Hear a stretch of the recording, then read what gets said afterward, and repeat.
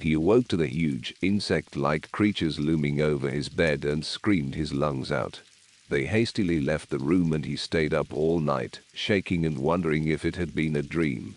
The next morning, there was a tap on the door. Gathering his courage, he opened it to see one of them gently place a plate filled with fried breakfast on the floor, then retreat to a safe distance.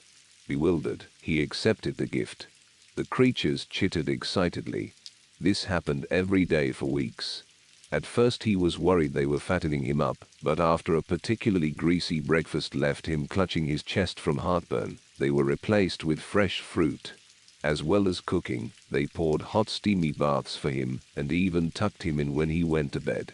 It was bizarre. One night, he awoke to gunshots and screaming.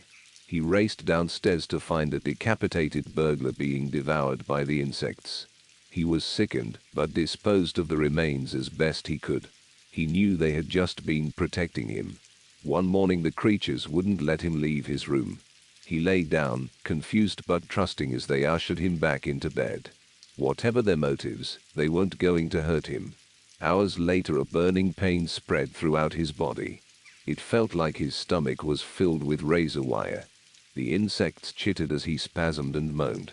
It was only when he felt a terrible squirming feeling beneath his skin that he realized the insects hadn't been protecting him.